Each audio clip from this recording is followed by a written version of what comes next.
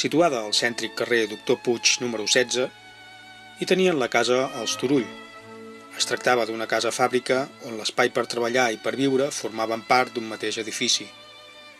Es va començar a construir el 1812 per iniciativa de Pau Turull Font i es va finalitzar el 1819. A partir del segle XIX, els Turull van aconseguir una gran fortuna, augmentant exponencialment el seu patrimoni immobiliari. La casa estava dividida en dues parts. Una d'elles pertanyia a la residència de la família Turull i constava d'un edifici de 3 cossos, amb 3 pisos i golfes. L'altre era un edifici annex que estava destinat a la fàbrica tèxtil. La casa va ser habitada per Pau Turull Comadran, hereu de Pere, fins que va morir l'any 1892. Posteriorment, la seva propietat va quedar en el seu germà Joan i finalment el fill d'aquest, Pau Maria Turull Fornolls, que l'habitaria de forma esporàdica fins que va morir el 1972.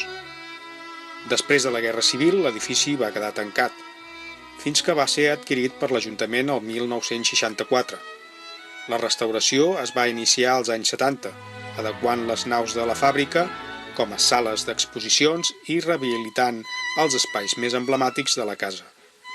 Actualment, la casa és el Museu d'Art de Sabadell.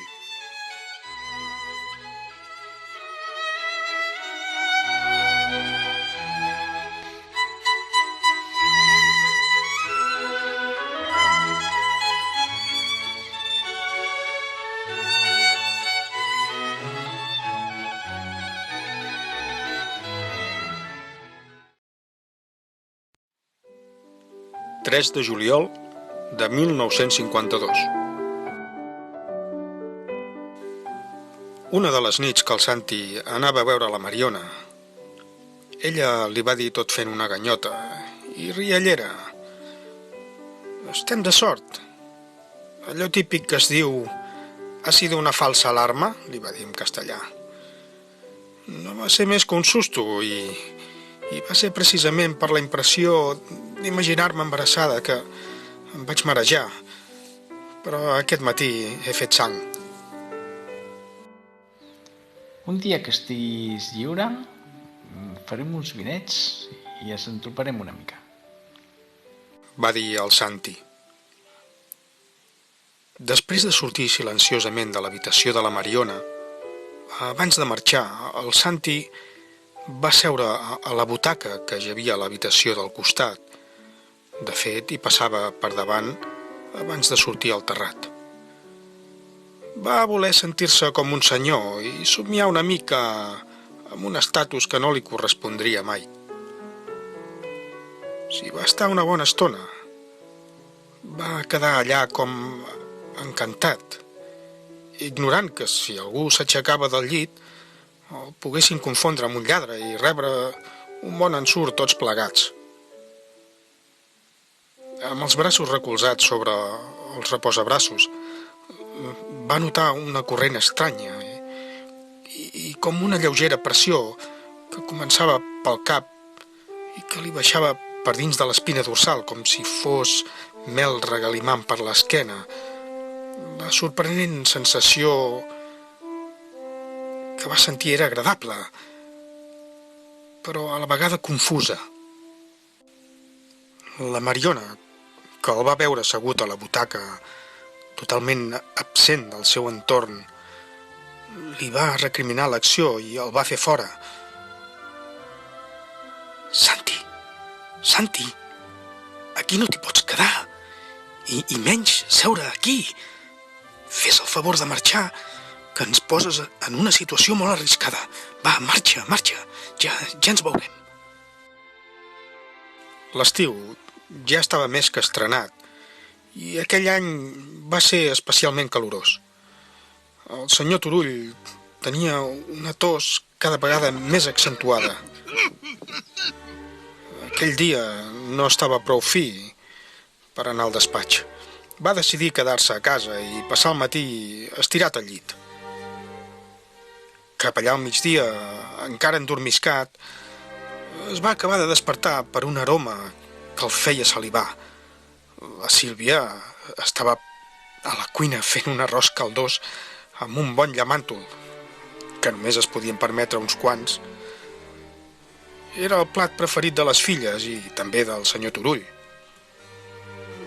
Aquella tos no minvava i l'ambient de l'habitació es notava carregat. La Mariona li va pujar un xarop casolà que compraven a l'herbolari. Va obrir les cortines i les finestres que deixaven veure totes les façanes. De ben segur que en moltes d'elles hi hauria molts ulls observant qui es movia pel carrer. La Mariona, a l'obrir les finestres, va pensar en dir-li a la Sílvia que haurien de netejar millor els vidres de l'habitació principal, perquè justament aquells encara estaven una mica bruts. Abans no hi hagi crits, va pensar. No sembla que tingui febre, senyor Turull, va dir la Mariona. De la boca d'ell va sortir un sospir silenciós, d'alleujament, en ser atès tan bé per les seves estimades criades. No obstant això, cada vegada sentia més debilitat. Semblava un bon refredat, que no havia arribat encara al seu punt àlgid. Li queien fins i tot les llàgrimes de tants fluids que deixava anar.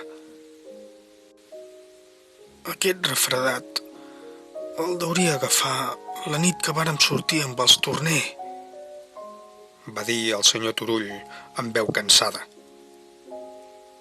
Vaig sortir suant del restaurant i feia molt vent i un ambient humit i plujós.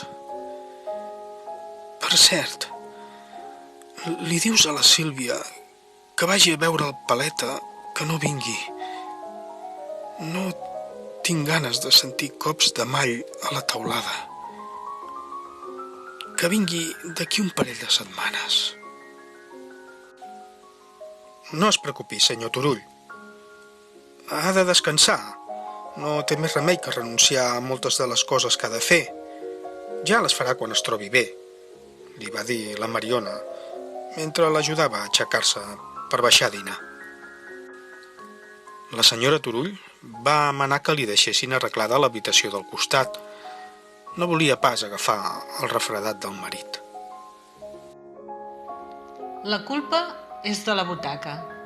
Des de que li ha agafat el gust, ni és ell, ni la seva salut és la mateixa. Està perjudicat. I la Sílvia va dir: Vol dir, senyora Turull, perdoni l'atreviment, però vol dir que no em fa un gra massa? Cap al vespre, el senyor Turull era incapaç de pronunciar ni una sola paraula. No tenia forces ni per tossir. Potser haurem de trucar al metge, va dir la Mariona. Si demà no està millor, ja el trucarem a primera hora del matí.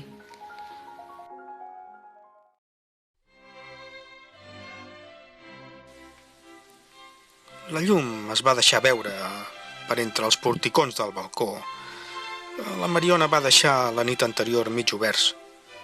Al senyor Turull no li agradava dormir amb l'habitació sense aquell petit raig de llum que entrava d'una farola, una que hi havia instal·lada a la mateixa façana de la casa. Cago en tot! Passeu les cortines de la finestra, que encara tinc ganes de dormir! Mariona! Sílvia! Sílvia! Voleu fer el favor de tancar?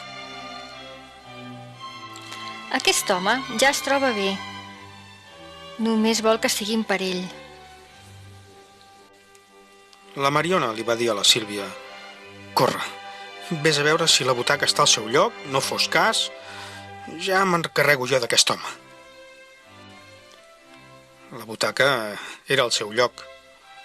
La senyora Turull no deuria trobar la clau del traster.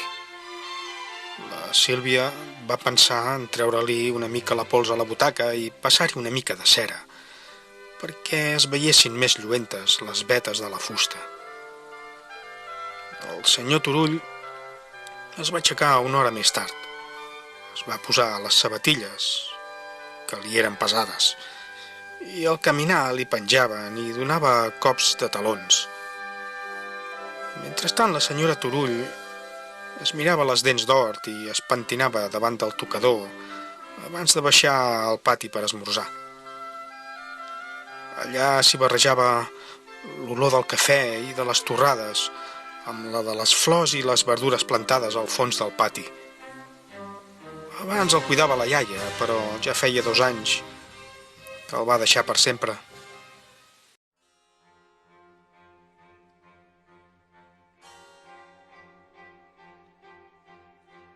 Era divendres i el senyor Turull va dir que faria net i fins dilluns no tornaria al despatx. La senyora Turull i les 2 criades es van mirar de reüll totes 3. La Sílvia va deixar anar un sospir imperceptible. Si ja heu anat a buscar el diari, me'l deixeu a la butaca, que ara pujaré una estona. I allà s'hi va quedar tot el matí, assegut. La Sílvia va recollir la taula i es va quedar a la cuina netejant i acabant d'eixugar els plats. I la Mariona va agafar el cove de la roba neta que s'havia d'estendre.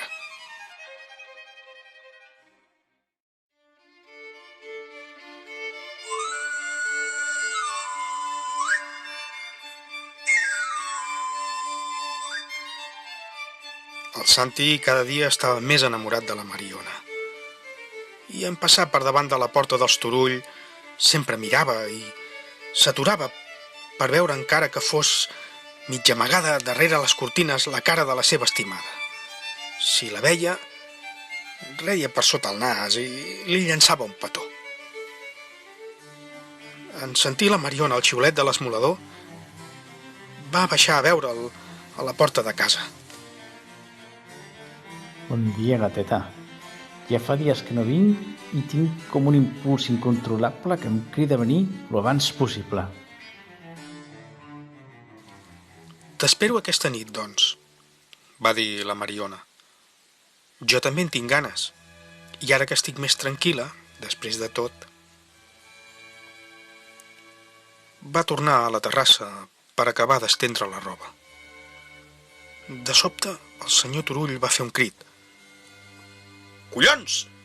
Ja m'he fet sang amb una estella de la butaca, hòstia! La Mariona, que ja escombrava el primer pis, es trobava al costat de l'habitació on estava el senyor Turull. Va entrar i li va veure un petit rajolí de sang baixant per un dit. Poca cosa. I va pensar: aquesta butaca té un mal. Aquesta butaca vol sang. Com ha canviat la casa des del dia que vaig arribar fa 7 anys d'això ja. I el senyor Turull, tot el sant dia emprenyat. La Mariona s'hi va acostar. A veure, senyor Turull, però si això no és res. Em sembla a mi que ha cridat fora de mida. Una mica d'aigua i sabó, un trosset d'esparadrap i a córrer, li va dir com si parlés amb un nen. A baix al pati, la senyora Turull estava arreglant un emparrat de rosers que els apuntalava i lligava algunes branques amb unes vetes a uns claus que ella mateixa clavava a la paret. Els rosers estaven tan crescuts que ja es començaven a agafar per la barana del terrat i voltaven al mur, deixant caure alguna rosa al pati dels veïns. Mentre clavava un dels claus, es va rebentar el dit índex amb el martell. Va picar amb tantes ganes que al mateix cop li va arribar fins al cervell. Hòstia, hòstia, hòstia! Va exclamar la Sílvia, que li aguantava les vetes i les va deixar caure a terra marejada al veure tanta sang. Va córrer com un gat espantat, a buscar una tovallola per tapar-li la ferida. Les dues es van quedar mirant com la sang traspassava el gruix de la tovallola, deixant una taca vermella, humida. Les dues dones tenien la cara blanca com la llet i la mateixa cara d'angúnia. Al vespre, la senyora Turull no va voler ni sopar. La garrotada la va deixar baldada, la mà immobilitzada i ben inflada. Li van deixar el dit ben embenat, però el morat de la mà li arribava fins al canell. Les coses s'estaven tornant una mica fosques i cada vegada hi havia més accidents. Tindria raó la senyora Turull i aquella butaca portava al damunt una maledicció, va pensar la Mariona.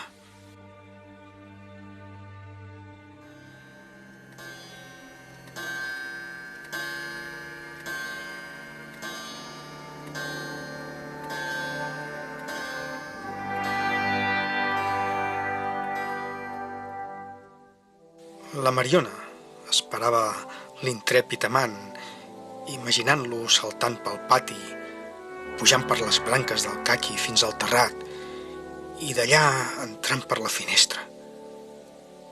De sobte va escoltar alguns sorolls i va pensar que potser algú s'aixecava del llit per anar a orinar o que la senyora Turull potser no podia dormir del dolor. Va treure el cap per veure si algú rondava per la casa, però no va veure a ningú aixecat. Semblava que tothom dormia. La Mariona es va estranyar, però en no trobar res d'estrany, va decidir tornar a l'habitació. Tot semblava tranquil, però el Santi no apareixia. L'espera es tornava llarga. Ja eren 3:15 i el Santi encara no havia entrat a l'habitació. Pensant que ja no vindria, estava mig endormiscada i va acabar tancant els ulls amb el ronronejar del rus al seu costat.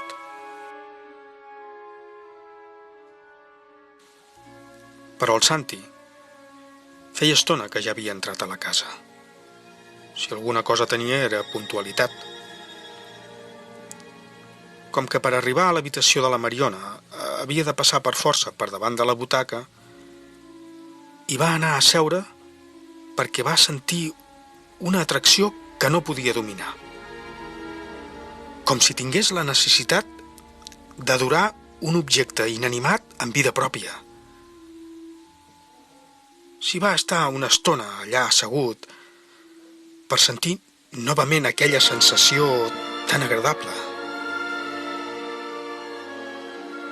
Al cap d'una estona es va aixecar lentament de la butaca, va treure's les espardenyes i descalç, com un sonàmbul, va baixar a la planta baixa de la casa.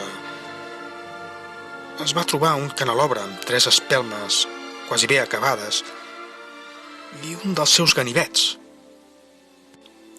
L'esmolador va començar a voltar per la casa amb la llum de les espelmes. Anava d'habitació en habitació. Primer per la de la Sílvia. Després va anar a les habitacions de les filles. Després per la de la senyora Turull i finalment pel dormitori principal, on hi havia el senyor Turull. Alguna cosa havia fet tornar l'esmolador obscur, malèfic. Al cap de 2 hores, la Mariona es va despertar. Li va semblar sentir algú que parlava en veu baixa. Vostè només m'ha de dir què vol que faci. Jo li soc fill. Va deixar d'escoltar aquella veu que va durar poc menys d'1 minut i va ser una cosa molt esporàdica. Estranyada, va esperar una estona amb els ulls ben oberts en l'obscuritat, intentant aguditzar tots els sentits, però no va sentir res més. Va decidir aixecar-se, es va posar una bata per sobre la camisa de dormir per sentir-se més arropada. Es va quedar petrificada en veure el Santi assegut a la butaca amb un ganivet a la mà. No li va sortir cap paraula de la boca. L'articulació de la mandíbula totalment engarrotada i un calfred li va recórrer tot el cos de cap a peus, deixant-la rígida com el tronc d'un arbre i la veu de l'esmolador que li va dir: